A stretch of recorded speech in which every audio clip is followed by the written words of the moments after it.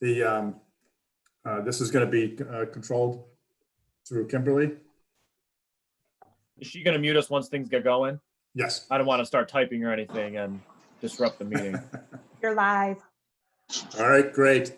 Good morning, everybody. I'd like to call Development Planning Sustainability Committee meeting to order.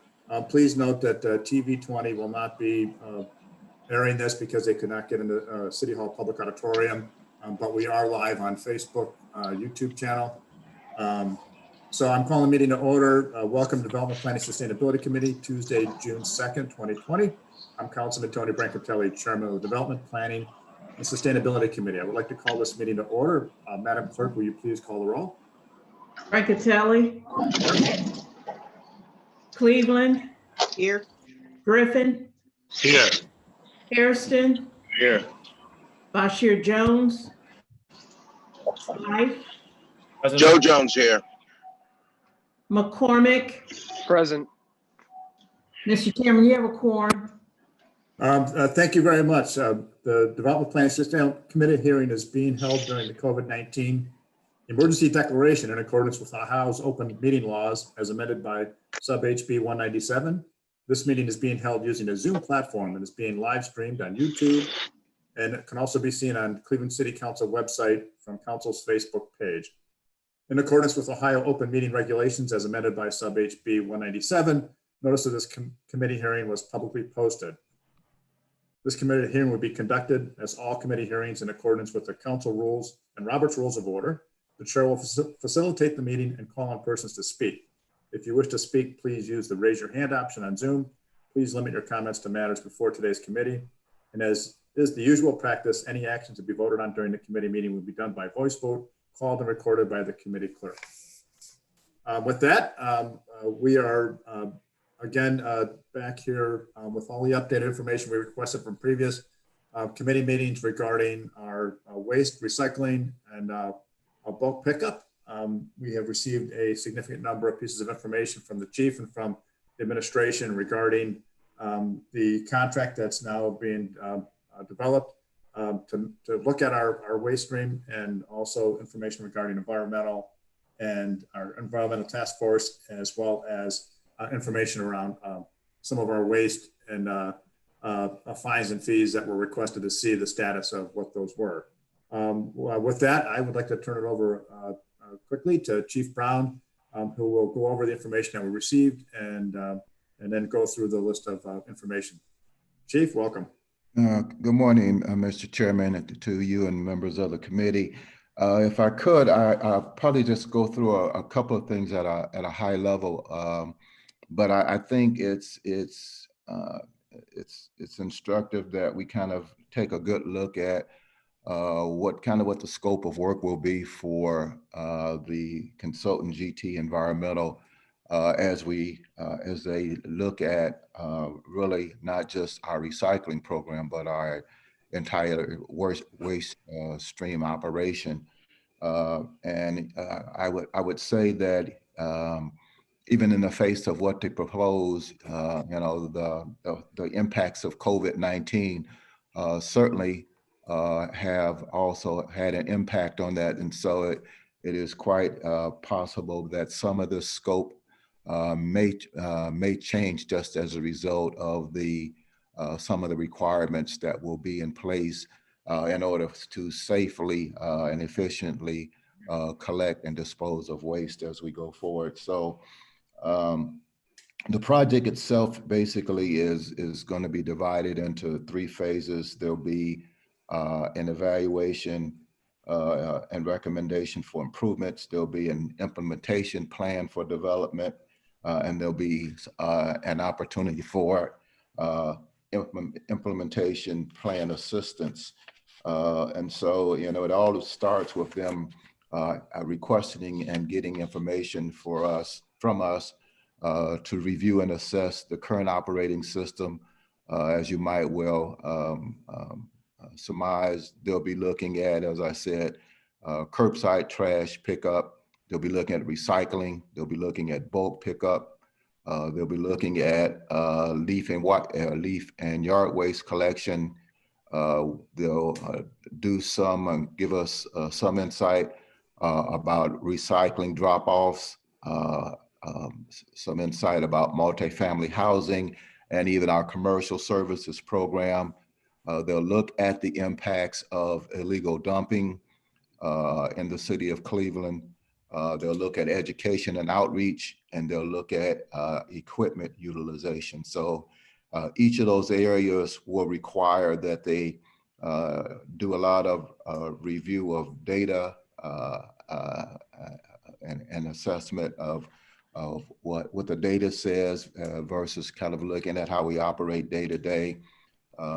As an example, they'll be looking at our transfer station data from Ridge Road. So they'll be looking at, as trucks come in, the mileage driven by each vehicle. They'll be looking at service stops and how long it takes for each of the service stops. They'll be looking for set out rates. They'll be looking at service and stop counts. They'll be looking at the average amount of waste generated per home, and they'll be looking at residential trash set out levels by the week. So again, just gathering data on our model in terms of what happens here.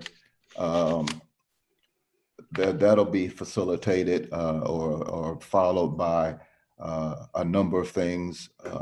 I'm sure we'll hold maybe a 1 or 2 day strategic planning session with the departments with the Division of Waste Collections management team. They'll be interviewing, as an example, a number of crews and supervisors to get their insight on these areas that we're looking at. So again, the recycling program, bulk program, equipment that we use, staffing, any fees that we have for service.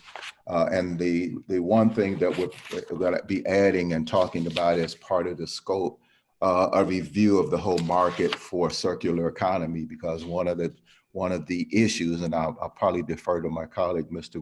Wood, to really kind of talk about this issue, because one of the primary challenges certainly with recycling is the market or lack of markets for particular commodities. And so to the extent that locally or in state or in the region, there is the ability to create some end users for manufacturing purposes of various goods and services or plastics, et cetera, the ability to create that locally certainly would stimulate or help in our desire to continue to have a very focused and efficient recycling program.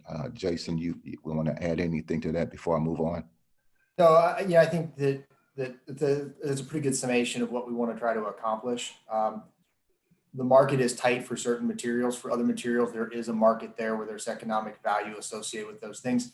We want to start to look at how we keep that value here locally instead of exporting it to Cincinnati or some other place for them to do the processing. All right. And so I think as part of our process, we talked about community engagement. So I'm sure there will be 2 or 3 focus groups that will take a look at some of the impacts of what we do. As an example, looking at the recycling, which is one of our primary focuses, part of this initiative. So talking to folks and getting in cross-section of folks who might do recycle regularly versus those who might intermittently do recycling versus those who don't do it well at all. So really kind of understand, the things, the reasons why, cause and effect of why people do or don't. But really taking a good look at that as an issue. And then moving that from there to kind of a recycling market analysis, looking at a kind of across the board other regions that are similar in terms of size or population that have programs, and take a good look at what they do, how they do it, kind of some pros and cons of what they do well or don't do well. We'll be looking at such things as their management structure, their operations, equipment inventories, key performance indicators of what they do, how the education of residents and those areas, contamination levels, their solid waste ordinances and policies, how they handle illegal dumping, et cetera, and program costs to city and residents. And so some of the cities that we would probably or might take a look at are cities such as Cincinnati, Detroit, Fort Wayne, Indianapolis, Milwaukee, Nashville, Pittsburgh, St. Louis, or others that are similarly situated, again, like the city of Cleveland. Same thing with bulk pickup, looking at some programs that have done it well. What are the challenges that we see? Really doing an evaluation of the process that we currently use. And then again, as I said, kind of looking at best practices in the industry, how others do it, including what type of equipment they utilize, how often they do it, whether it's done, once a month, bi-monthly, whether it's done by subscription, meaning by appointment. There are all these models and types of things that people use in terms or programs that people use in this process. And then taking a good look at kind of what I'll call auxiliary services. So that's the whole piece about customer service, marketing, community outreach, things that you do like special collection. Special collection would be like electronic waste around computers, et cetera, hazardous waste roundups, paper shredding service, tires. So again, it's really kind of a soup to nuts proposal. It would also look at curbside programs, again, looking at 3 to 5 options on strategies that they would recommend for City of Cleveland based on analysis of, having done the due diligence on what we do, what's best in the industry, how others who are similarly situated, size, do it, that have good programs, and then making recommendations on of things that might be but more suitable for application here in the city of Cleveland, specific to kind of curbside recycling issues. When some of the key performance indicators are, that we'd be interested in is recycling diversion percentages for similar sized communities, tons that are landfill, tons that are recycled, the cost per ton, and then the cost per household to do this. So it's a very exhaustive, I think, scope of services that we're going to be looking at. I think when that's all said and done, what we'll get at the end of the day will be a recommendation on all of these issues that deal with programmatic changes and descriptions that would support it for, again, solid waste collection, routing, recycling collection, routing, bulk collection, routing, special collections, and then education and outreach, any staffing changes, any management policy changes, any ordinance changes, and then capital as it relates to how to do this process. I think that for the most part, I've asked them to revise their, I think, planning in terms of the work plan itself. And so that I think that for the most part, we said it might take up to a year to get most of this done. I still believe that for us to get from evaluation to implementation, it's still going to take about a year. But I think a lot of their due diligence can be done in 6 to 8 months in terms of getting what we need from them in terms of current program reviews, recycling market analysis, audits that we would want to do both here and comparing audit information other places, bulk waste review, auxiliary service, curbside. All this can be done in about 6 months. I think the implementation plan development will probably take a month or so, and then we can get into the actual implementation. So I say 6 to 8 months we could be from evaluation to recommendations and be into implementation in about potentially 8 months, I would say. So that's kind of a high level overview, Mr. Chairman, to you and the committee on what we see as the path forward for the evaluation and scope of services for the solid waste and recycling work that the consultant will do. They got a pretty good track record in terms of getting these things done. They've worked with a number of people in the region and around the country. So they've got some successful outcomes and clients that they've worked with. We actually worked with them, I believe, when we went from the manual system to semi-automatic and automatic waste collection. They were the ones that got us into that effectively. So they have a good track record, and we look forward to engagement with them. And I'll stop and entertain any questions that you have with respect to the contract or the scope of work, if you would.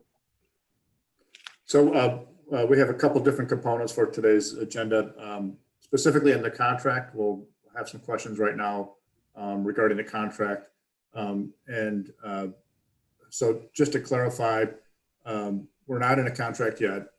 The original scope had talked about being completed January of this year, but obviously that contract wasn't completed. So we're not in a contract. You're still working on the final pieces of the contract. I believe Mr. Chairman, to come in, I believe all the documents have been signed and it's going through law. When it gets mailed to them, that's when it's completed. But all signatures, et cetera, have been affixed to it. So it's in the final stages of going out for what I call the completion of the contract. Okay. With that, Council President Kelly. Thank you, Mr. Chair. I was going to say, if it's going through law, then it's done. I'm sure it's already executed. I can feel it. Pardon me for a minute, Mr. Chair. But anyhow, I have a question, which is this. Understanding everything we're talking about today and what we talked about the last two meetings on the topic without beating it up, what is the single most profitable recycled good that people are still taking today? Through the chair to whomever. Okay, Mr. Chairman, I'll just say for the most part right now it's paper and cardboard. Okay, so what if during this time period where we're being consulted, we had people just put profitable items like paper, cardboard in the blue, get as much money as we can for that during this year while we are doing this, or whether it's aluminum or glass, like let's just pick one and let's not waste a year of doing this and putting this in landfill. And let's, we talked about keeping people in the practice. Well, let's keep them in the practice doing something that will actually work. So if you're telling me there's money in paper cardboard, let's do public relations campaign, public interest messaging. The blue bin is just for clean paper and cardboard. And let's have that be it so that we can not lose the whole year doing this, do something smart, do something to keep the confidence of the citizens. Mr. Chairman, to the Council President, I hear that. I'm just hesitant because of all the effort that we've taken in the past to try to educate the public on what you could or should put in there. And then having people do it, whether we can expedite that through either our own curbside or drop off. I'm happy to engage the consultant to come back with maybe a recommendation on an interim step in that process to get us to something along that line in terms of what you're recommending. What's the best way for us to do something on the interim that might be helpful to us as we move forward? So through the chair, I've never, well, actually, it's not true. I actually was a garbage man one part of my life, but I've never done a recycling truck with arms. But that being said, I guess my question or my suggestion is that if we accept the notion that, some 80% of the feed is bad, well, there's still going to be like 20%, 15 to 20% of people that do it well. And if we make it simple, one item in the cart, I think that is something that people could get their brains around, that we could get a practice around that. And, we can get to a point where we're not losing money on that if we can keep the stream clean. So how do I follow up, and how do I make sure that this is at least looked at? I mean, and not to cut you off before you start talking, but I just did. What I would ask is that this is something I'm suggesting that we do while the consultant is doing what they do. I don't want to kick this to the consultant, because that kicks it down the road another, 3-6 months. Is there an operational reason we can't just say, give us, put your most profitable stuff in here? Through the chair. Mr. Chairman, to the council president, I guess the simple answer is no. I guess we could do what we would elect to do. I'm just thinking in terms of, feasibility. How do we do that? How do we operationalize that? So if you could give me a couple of weeks to talk with my team, and I would actually talk to the consultant. There's nothing wrong with having a conversation on feasibility and how to operationalize something that might be workable in an interim. I'm happy to take on that as a request and come back maybe if you give me a couple of weeks, I'll come back with a recommendation on feasibility and what, if anything, could be done or should be done. Thank you, Chief. Through the chair, I would request that if you could come up with a plan by our council meeting on the 17th of June, I would appreciate it. With the concept being, let's pick one or maybe two, whatever. Let's pick the profitable stuff and just stick with that. I like one because it's simple, but I'll leave that to you, and we'll circle back in that time period. All right. So, and again, Mr. Chairman, to the council president, all this presumes that we can enter into some type of arrangement with somebody who will take this product. You need a vendor. Yeah, we need a vendor. That's why I started with what is profitable, what are people still taking? That's why I started with that, that question. And again, I hear you saying simple, but I'm not optimistic at this point until we can prove a concept that it can, and we can do this correctly, because if we, and I don't want to spend a lot of time on all the public education stuff we did since 2015. And I realized that the market's changed a lot over that period of time in terms of what you can or cannot put in the can. But I would still be hesitant to think, even if we just told people paper and cardboard, there's just some folks out there who aren't going to do this right. And so through the chair, I get that. I want to speak to we'll just call it the 15%. And I would like to just suggest that we're not going to be any worse off. If we're already taking everything in a landfill, we're not going to be any worse off if we try this and it doesn't go so great. We're let's say we capture, the 15%, end up, doing it right. We save a whole lot of paper going to landfill. Understood. So, understood. We're not any worse off.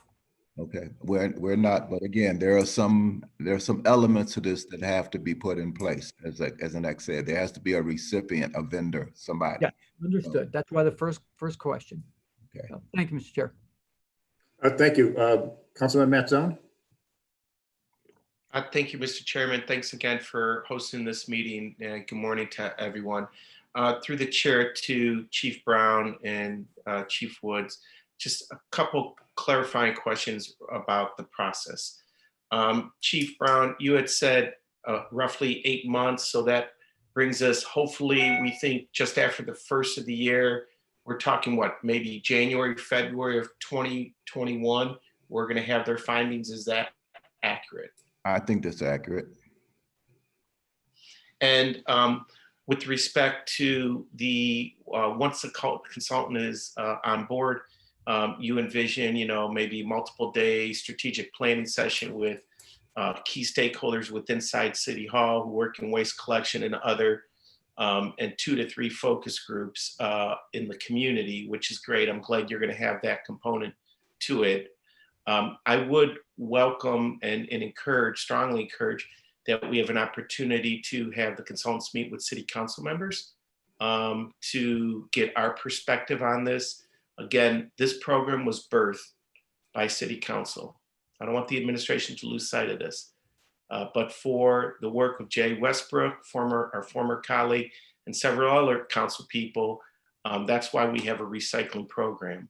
And the phone calls that we've been receiving, the engagement we've been having with our constituents, I think the council could give a very valuable perspective on a path forward and set some broad expectations for it and see where it lies. So through the chair to the chief, would you create that opportunity?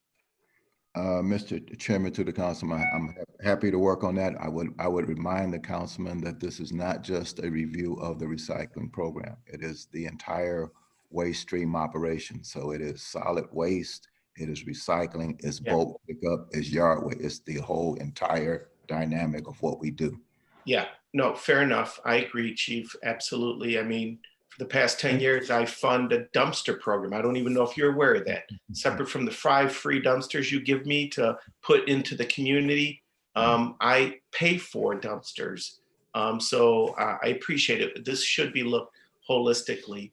Just on that point, Councilman, Sure. That's one of the first priorities that the GT Environmental outlines is meeting with council.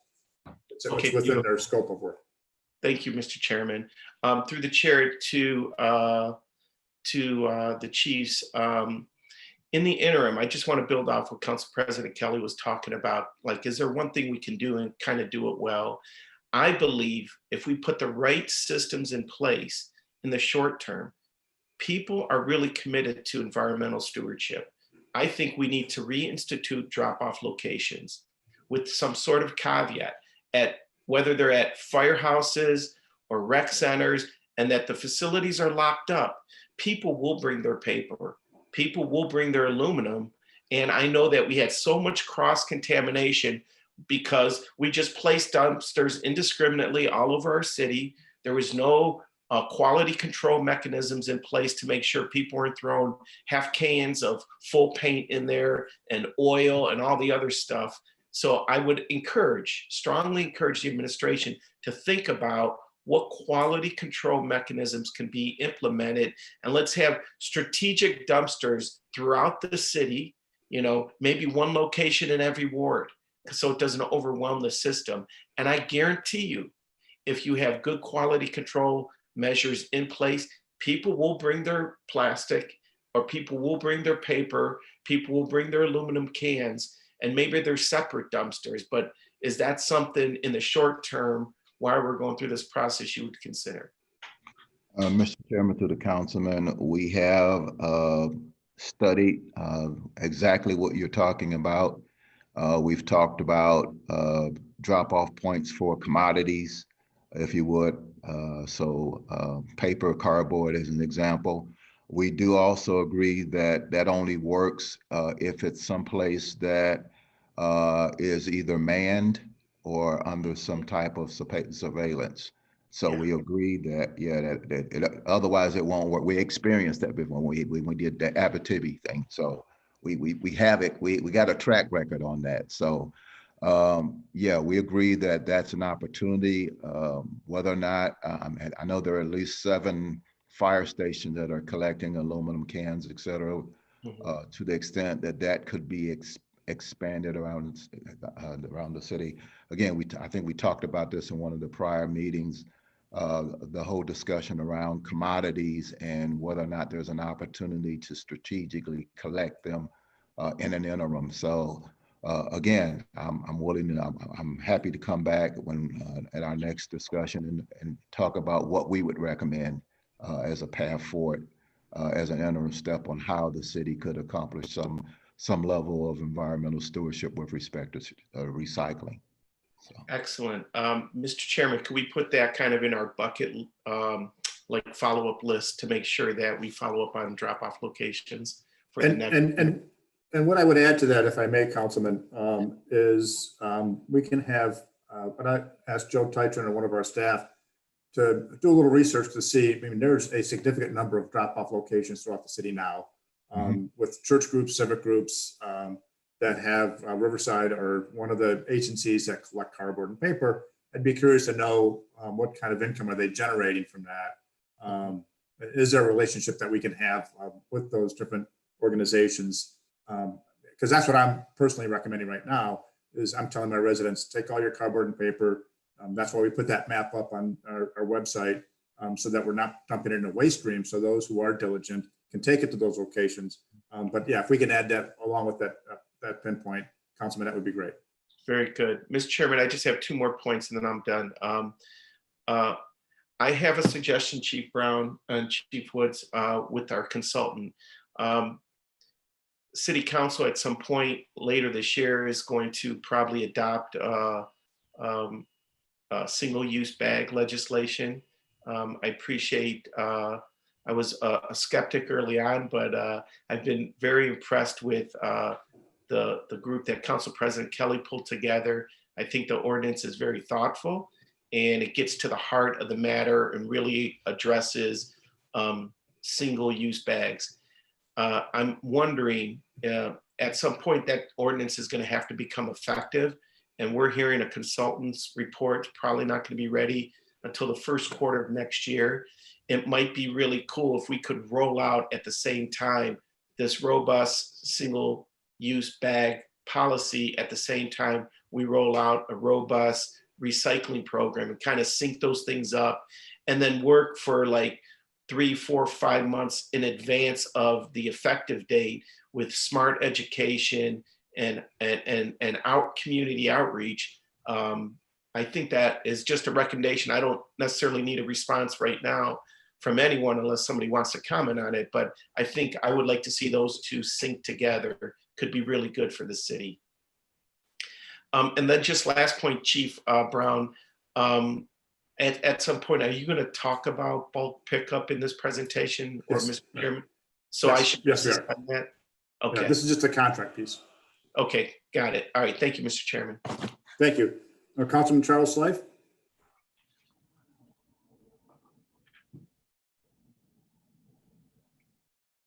Thank you, There you Mr. go. Chair. And this is decidedly off topic, but since we're here, I'm getting the public safety message on my phone right now about the curfew extensions, and it'd just be great if there was some way that City Council could get some sort of update on what's going on at a broad level from the administration, because I know we're getting a lot of questions, and I just want to put that out there since we have council leadership and members of the administration here with us.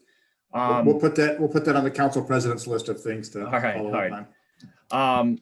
So it kind of in no particular order, I really like council president's suggestion, Mr. Chairman, about doing kind of a temporary pilot for our recycling program, not only because it's effective, but also because it kind of gives us the ability to audit ourselves, and knowing that our system moving forward is going to need to be nimble and maybe have to, change to meet, some alteration in the global economy down the road. It'd be good to know, what if we need to change the rules of engagement. How do we message that? How effective is it? And I think it'd be really interesting for us to be able to kind of learn from that experience on our end.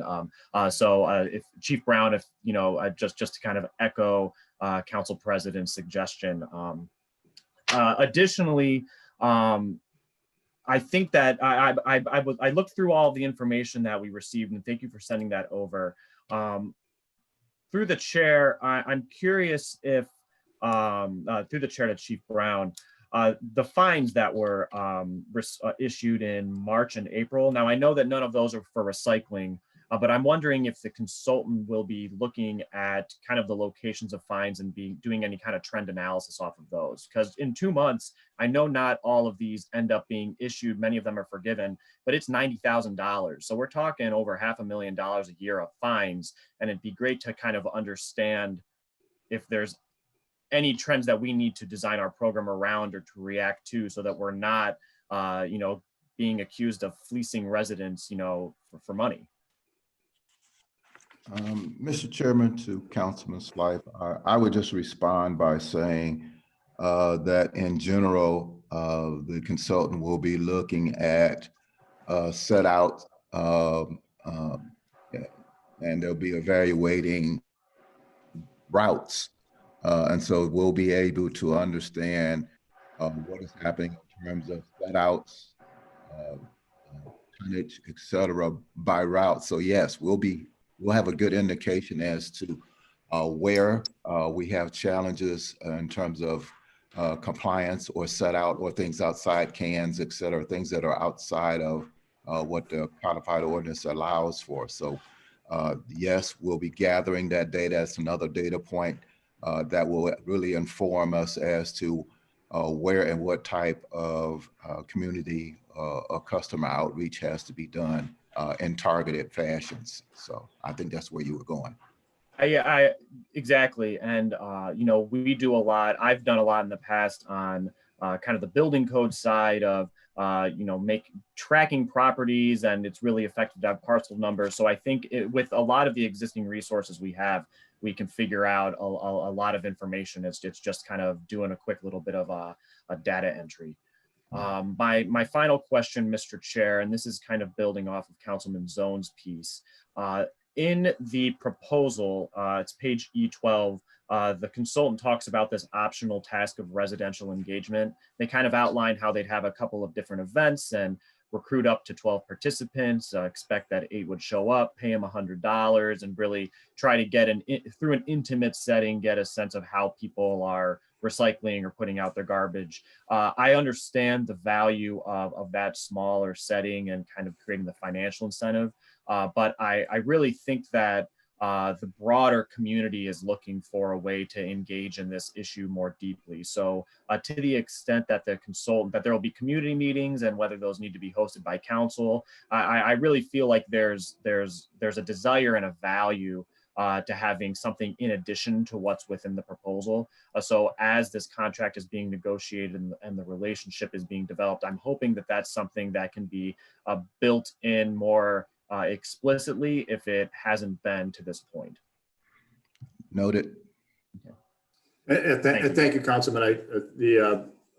If it's not within the contract specific, we can do it within our council outreach component. Sure. We can bring in some community engaged residents. So, all right, thank you.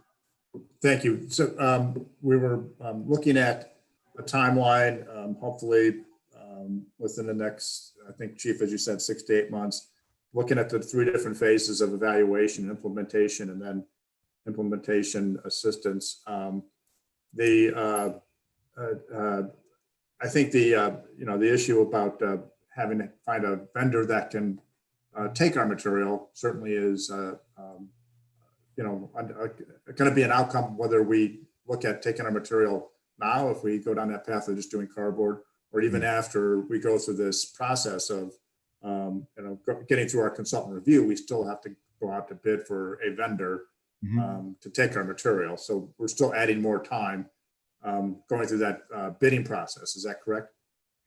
That's correct. But again, I understand at the end of the day, what we should have at the end of the day is course correction that allows us to get back into being more competitive for what we're doing.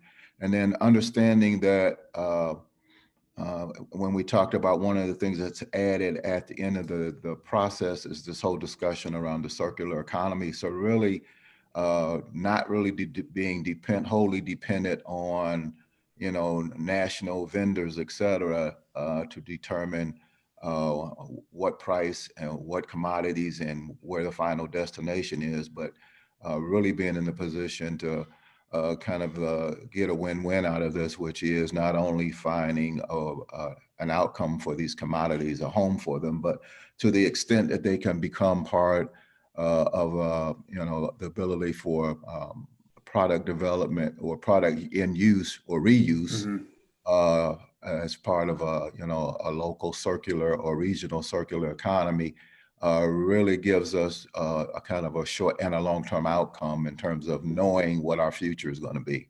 So we see that as probably as an important piece of this as anything else new that we would do.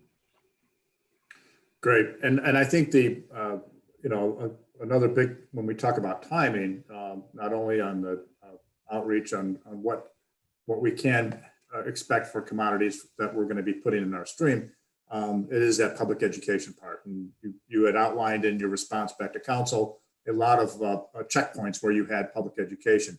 And that's going to be a time consuming as well. I think It is. doing good community engagement, good community outreach, the public education part is going to be an important part. Chief? Yeah, Mr. Chairman, I agree with that. To your point, and then also to Councilman Slive's point, I think the added value becomes also the collection of data as to where that's working well, whether that's routes, wards, sections of the city, and then really targeting or having the ability to target your education and outreach and ultimately enforcement based on really known data points that we can get as a result of setting the system up correctly. Yeah, and I think certainly during this past crisis, the administration has really put together incredible teams of folks that are doing outreach already and working with our Healthy Homes Initiative folks. We figured out systematically how we can get through the city, get the word out, and then, like you said, get part of that enforcement side as well. Mm-hmm. Part of the timing of this is, I've been telling my residents, we're going to be in a timeout for recycling for a while. We're going to encourage, I'm encouraging my residents to go to these other recycling opportunities at our church groups, take cans to the fire station, take metal to the scrap yards, get it out of our waste stream, those who are doing recycling diligently. But the reality is right now we have 2 waste collection containers. One's blue and one's gray. And the push and what we've seen over the past few weeks is telling folks, don't put bagged material outside of your containers. You have 2 containers, use them. During this time out, and we're going to come back with an education campaign to say how to do recycling right. Once we get down it, but again, that's a ways away right now. I think that leads into our discussion around bulk and how we're managing bulk today. I did put out notice of that you guys had shared with us with bulk coming back the 12th and the 19th, I think, or the 2 days. 22nd, if I'm not 15th mistaken. and 22nd. If you can talk a little bit about the bulk pickup. Certainly, Mr. Chairman, to you and your committee. We had this discussion a number of weeks ago. This committee asked us to come back with a strategy on how to do something that would in effect, result in some type of bulk collection activity. We committed to really kind of going out and looking and seeing what others that were doing that were I'll call it a best practice, and particularly in this COVID-19 environment that we're in. A number of folks have had moratoriums on bulk pickup. Those who began to reinstitute it were using equipment that still allowed the employees to collect the bulk items, but without touching them. And so we were set into a motion, a process to determine how to best accomplish that. Working with Commissioner Alcantara and our staff, we did a lot of outreach and determined that this grapple truck device was a suitable outcome. It basically has a mechanism that allows you to mechanically operate it, have it pick up a piece of a bulk item, place it in a truck, haul it away without folks having to touch surfaces and et cetera. And so the challenge then became to determine whether or not there's an availability of that equipment that we could get our hands on and fairly, I'll call it quick turnaround.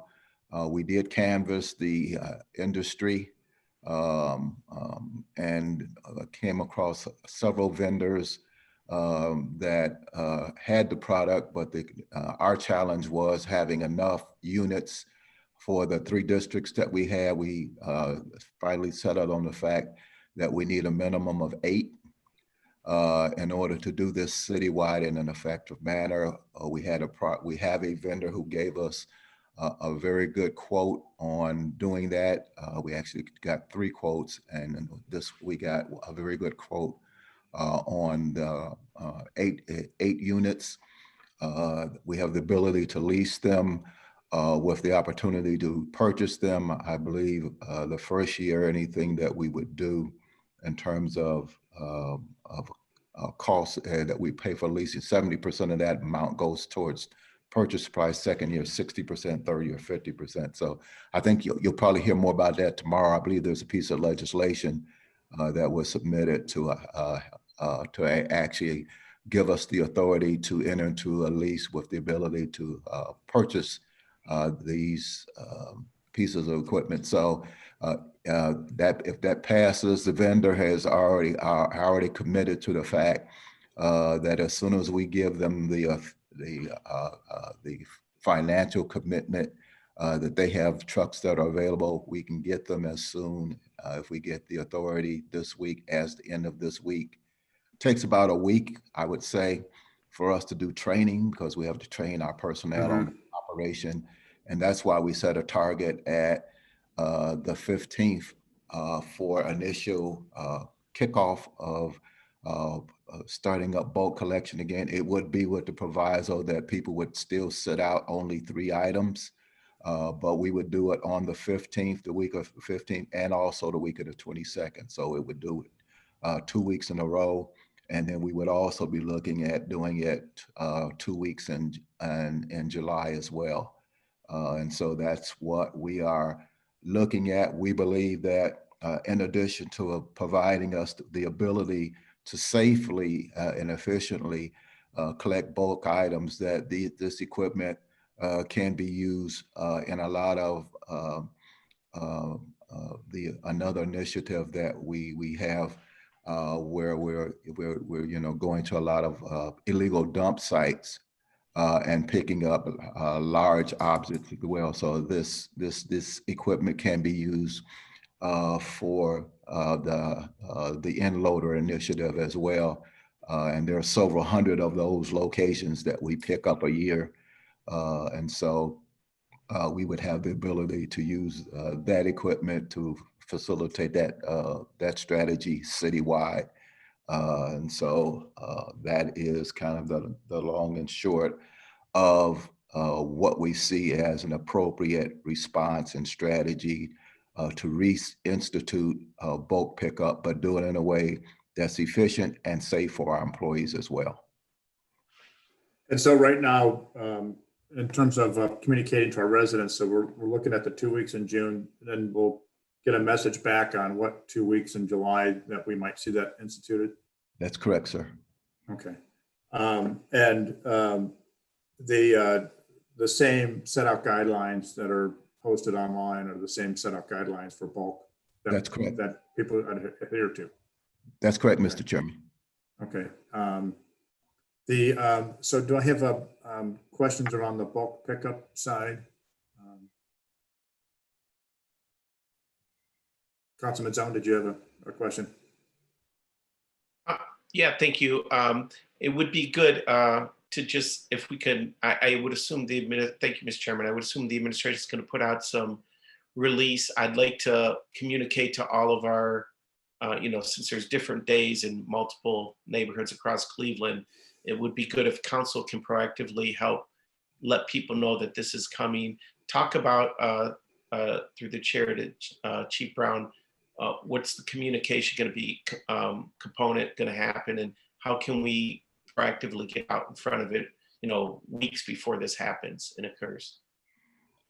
Mr. Chairman, to the councilman, the committee hearings tomorrow, assuming this passes tomorrow, we will have our communications team will be drafting a piece to push out both through our normal channels, social media, et cetera. And we would also obviously share it with council because as we've said in the past, your ability to resource and get word out to your constituents is helpful in kind of spreading the word, making sure that everybody understands what will be happening and when it'll be happening. So we'll be happy to share that information directly with council leadership and council so that we're all saying or singing out of the same hymnal in terms of what the program is and what the dates effectively will be. And to the council, the chair's position, also indicating to folks that on dates to be determined in July, we will also have 2 other weeks of bulk pickup. So Very good. So just through the chair to the chief, we're going to get 2 opportunities at some point in this month in June, and then 2 opportunities in July. Is that correct? that's correct.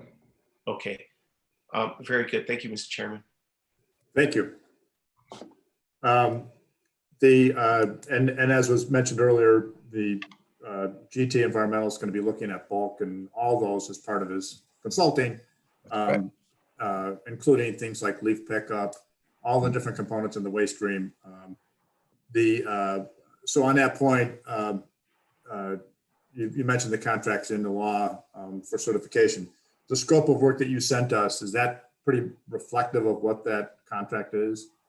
I would say so. There may be a couple of modifications on, as I said, on the circular economy piece, and some of the outreach that I think is going to have to happen as a result of kind of the impacts of COVID-19. I think a lot of this language and things that were in the original proposal were pre-COVID-19.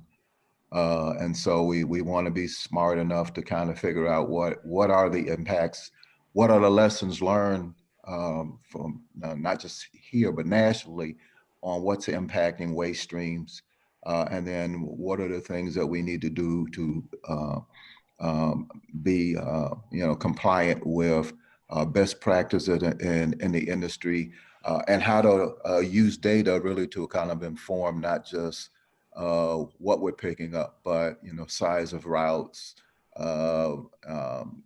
number of trucks that are assigned geographically to the districts, et cetera. So we'll get all of this information out of it. Also, they'll be doing some virtual and otherwise data analysis of recycling around the country. Again, looking at cities that are same size, same demographics, maybe similar populations who have done or who are doing this well, and what are the successes? Well, what makes them successful in terms of program operation, staffing, management, equipment, the ordinance requirements, enforcement, everything. What has worked in these communities that make them able to be, and obviously education, community, and communication is a big piece of that. So not taking anything for granted, really stripping it all away and looking at it, A to Z. Great. So you had mentioned you're working on a revised timeline and a revised schedule. So I think the schedule's the same. I think the schedule, yeah. Okay. So can you then get us the updated copy once that's executed, please? Absolutely. Thank you. As we were talking about bulk, one of the questions that came up during the previous meetings was the Ridge Road transfer station where residents can bring some of their bulk. And there was that question around, we have a lot of folks who have pickup trucks, but they have truck plates on them. So they're considered commercial. And right now, Ridge Road restricts commercial plates. And you were meeting with your, I forget what you called your team, your executive policy group. Did you come to a conclusion on we have? residents? I to be honest, I did not kick that to them yet. I didn't develop the recommendation on that. We were really we focused all of our attention on really trying to get our hands around the bulk pickup response that we just talked about. I'm going to presume that if in 2 weeks we are in a position where we've reinstituted bulk pickup, there's no need to change what we're currently doing. So I would rather operate that way than to have some other rules of engagement at Ridge Road that further complicates a process. That let's not have too many moving parts. I'll say it that way. Well, and certainly what worked previously was, we had a managed timeline. The first full collection week of every month, we had bulk pickup, and we had the option for residents to call in to schedule a special pickup if need be. I think if we're circling back to that timeline, that certainly is going to be helpful with those operating procedures. And so, can you talk a little bit about the other thing that we've been advertising is our Carnegie service station, where we do shredding, also do are we still doing hazardous drop off there and computer drop off there? If you can talk about the Carnegie service station, please. Well, Mr. Chairman, those are programs that we have. And I got to believe that kind of given the current workload and resource requirements, we probably haven't scheduled those. I think that when we get back into a norm of how these things are getting done, that commissioner will schedule as he normally would. He would schedule, the roundup for for technology, et cetera. He'll do something to put out when shredding occur, and then the same thing for hazardous weight paints and other things. So I will defer to him to kind of put the information together in terms of when we could target looking at feasibly doing that. But right now, all of our energy has been really around making sure that we're doing everything we can to, on a daily basis, get waste up at the curb. And I think they've done a great job of doing that, particularly given the fact, again, the staffing challenges and making sure that social distancing and safety takes place at the job sites. So I think they've done a good job of doing that. But he's had to use every resource that we have in some instances to pull folks off of other duties to make sure that we got all the routes covered every day. So I think as we began to kind of get back to a norm, more of a norm, because again, the other thing we're seeing is, waste is picked up. And what I mean by waste is picked, there's more out there. People are home, they're cleaning. So there's more out there. So we will adjust so that we can get these programs in place. But I'll leave that to Commissioner Alcantara to advise us as to what he sees in terms of a way to program and schedule some of these things. Yeah, and I think the shredding, hazardous waste, computer roundup, those are all important components. We had been doing year-round shredding, and we had been doing year-round hazardous and computer pickup. But if we're going to have the commissioner circle back with us to look at when we can schedule that and let folks know, I think that would be helpful so that we can communicate back to folks. Hang on to your shredding, hang on to your waste, your hazardous waste, and so it's not getting dumped someplace as well. And Mr. Chairman, if I could offer, I think as part of what we're going to be pushing out on bulk pickup, et cetera, maybe if we did something comprehensive that kind of covered all of these items, that would be helpful for the general public. So, yeah, that would be great. And the other thing I would suggest is, the city website is just wrong right now. And so we're going to have to, if I could recommend that we update the city website to reflect what our current practices are, so that people aren't, because right now if you call up, you can say, oh, just show up at Carnegie between 9 and 3. And that's what we've been telling folks. But if we're going to have to retract that and say, no, it's no longer that, and likewise at the Ridge Road Station, so people know what to expect. Understood. Councilman Casey?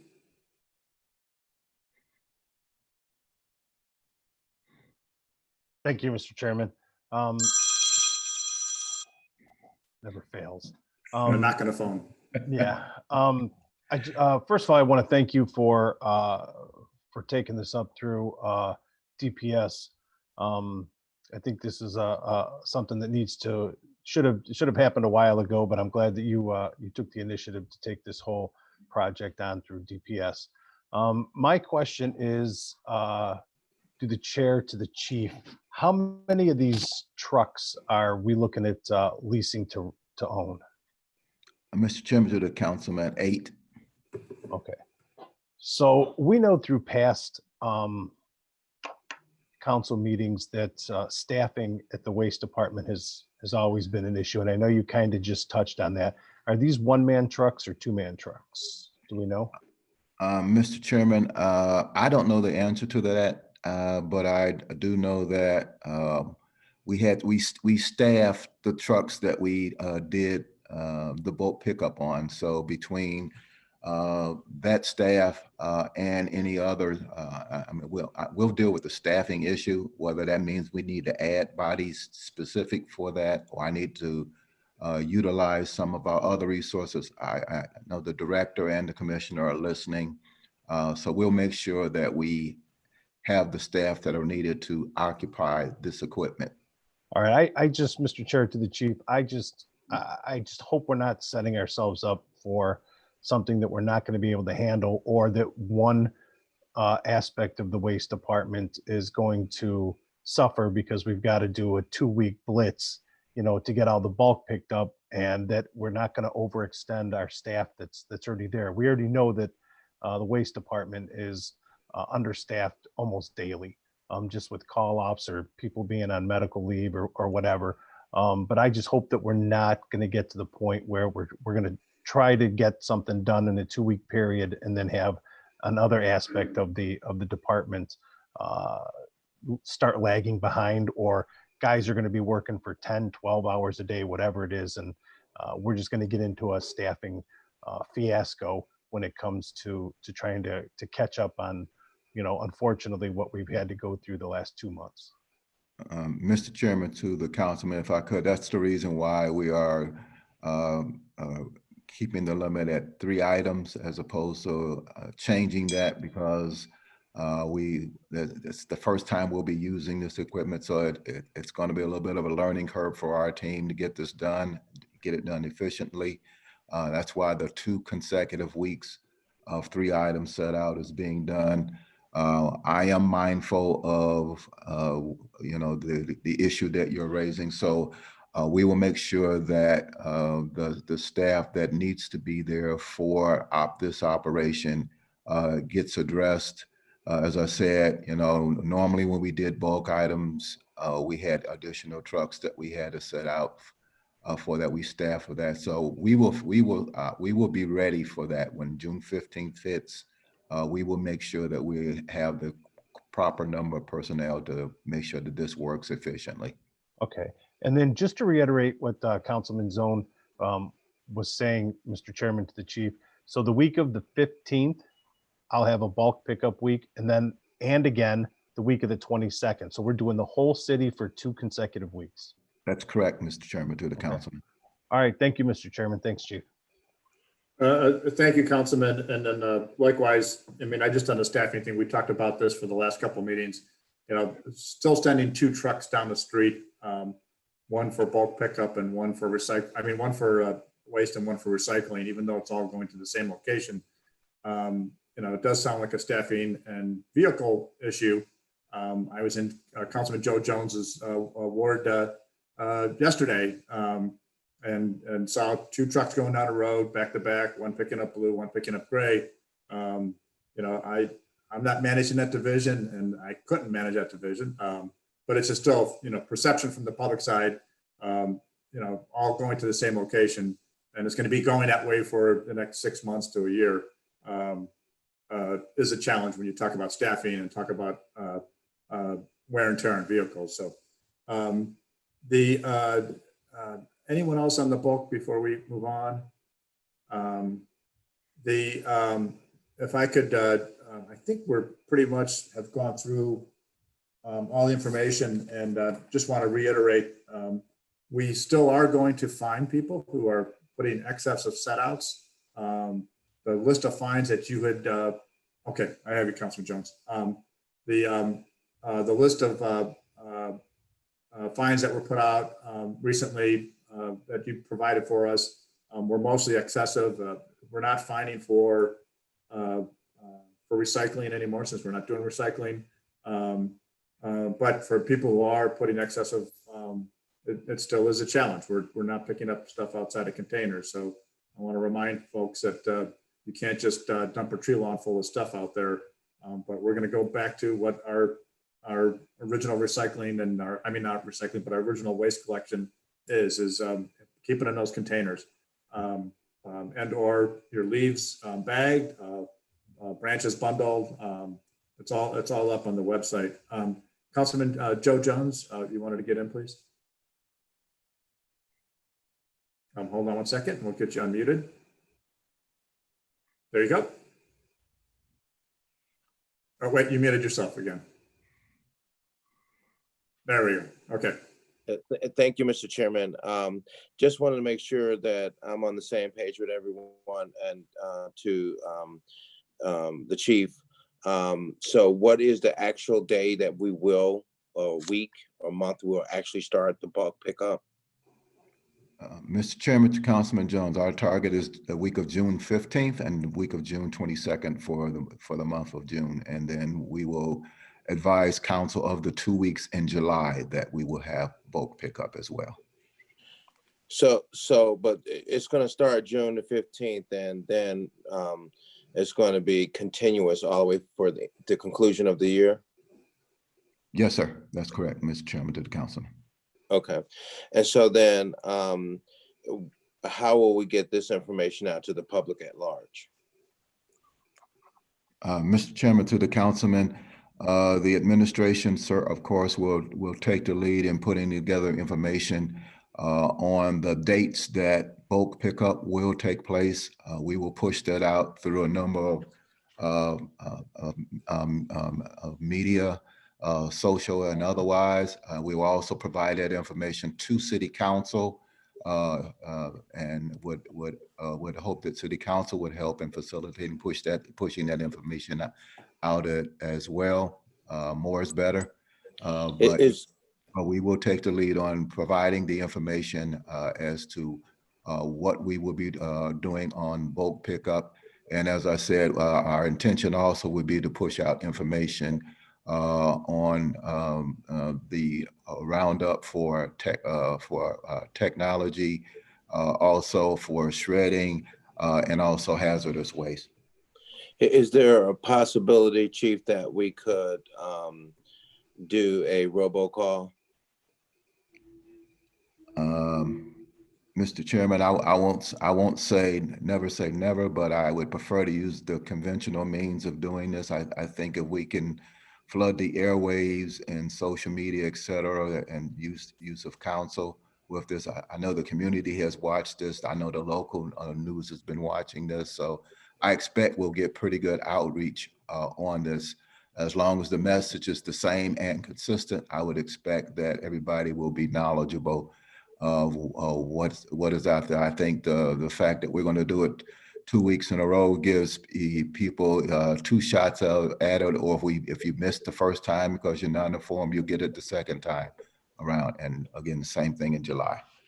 Would there be, Mr. Chairman, to the director, a limitation on exactly what we're asking or details of how we should disseminate the information from your office to them? I mean, if you have some kind of verbiage that I can put together, put a flyer together and then start to send it out, are we asking them to be limited to, say, maybe no more than 2 cubic yards of debris or 3 cubic yards of debris, or so that they can understand maybe no more than 3 or 4 garbage containers worth of debris?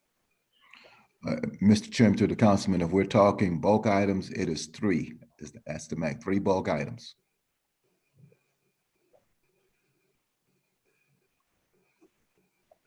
All right.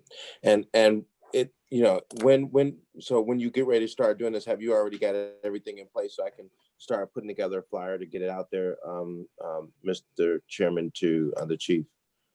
Mr. Chairman, to the councilman, Justice, you know, not to be presumptuous, but I have to assume that legislation will pass tomorrow to give us the authority to move forward. As soon as that happens, we'll be ready to push information out as soon as tomorrow. Okay. No further questions, Mr. Chairman, to the chief on this subject matter. Thank you, Chief. Thank you. Thank you, Councilman. And the mayor had already had a good write-up in the COVID press release that he did yesterday that I screenshot, and I think I sent it off to every council person. That gives that kind of information. We can elaborate a little bit more on that as well. Councilman Bashir Jones.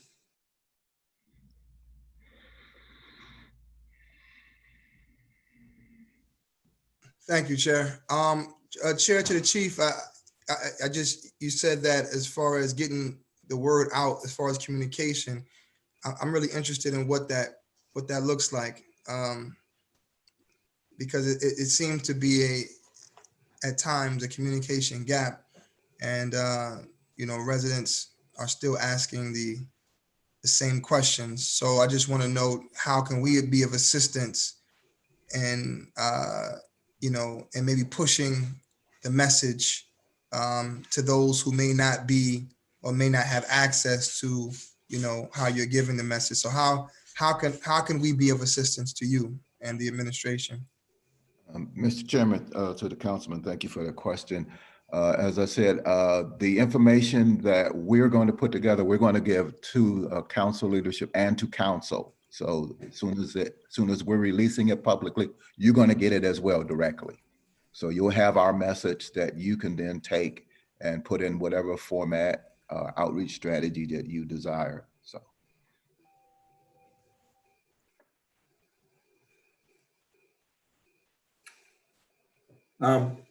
Thank you. And I think we've pretty much covered all of our topics. If there's any additional questions that anyone has, with that, I think we've covered most all our topics today. Just want to remind folks that next week we're going to be meeting later on Tuesday at 1:30.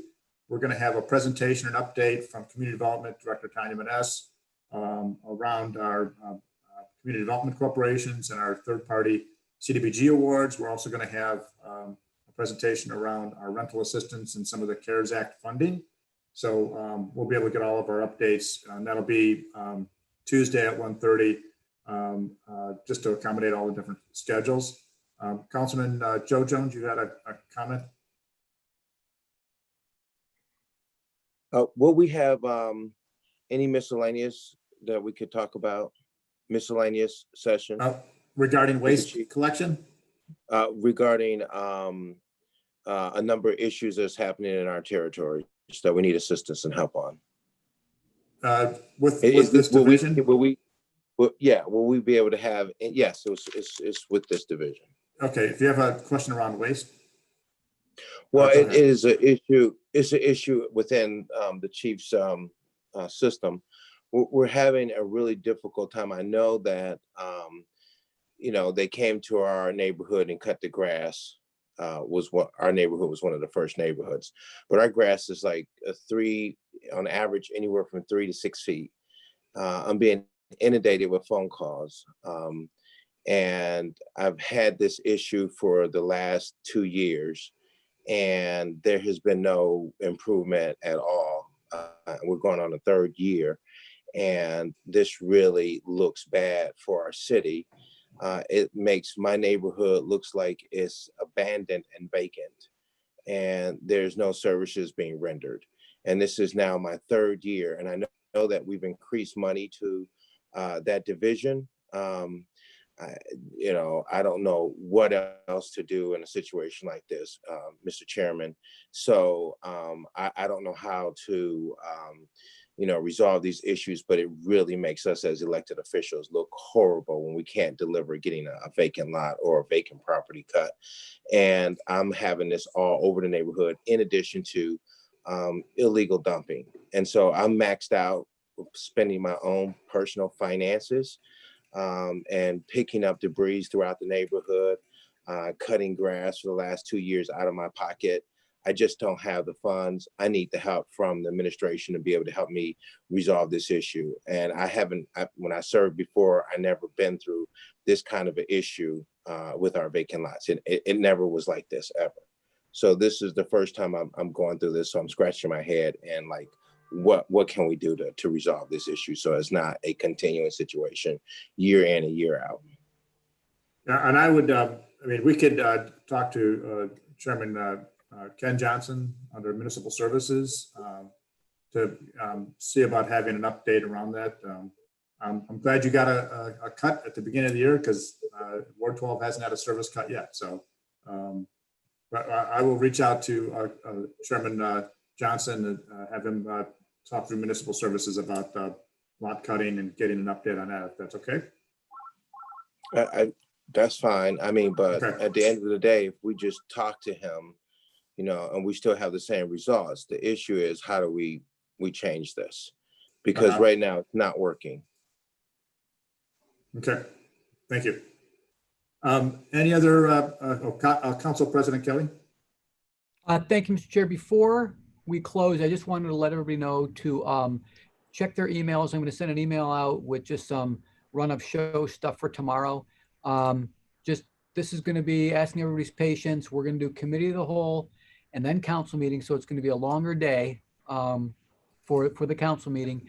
And as I think everybody knows, I don't like to pass things under suspension, but there's a healthy number of ordinances that are queued up for passage under suspension, but it's not like we don't need them. For example, the bulk pickup trucks, we've got to get that done. We have to do resolutions to accept COVID-related gifts. So there are things that we need to get done. So there will be more legislation than I am comfortable with that's queued up for passage under suspension. But I'm going to push back on everything we don't need. But plan on a committee of the whole followed by the council meeting. I'm just asking for everybody's patience because we're going to need directors to be ready, sort of on cue as we go through the committee process, and then we'll move into the council meeting. That's all I have, Mr. Chair. So thank you.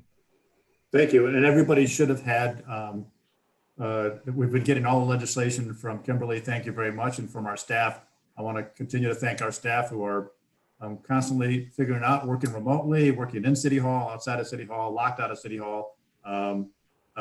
We've been getting a lot of good information. So we have a lot of stuff queued up. So tomorrow will be a busy agenda and a busy day. So thank you, Council President. Thank you. No further questions. I will call this meeting to adjourn. Thank you very much, Chief, and to your team. Thank you.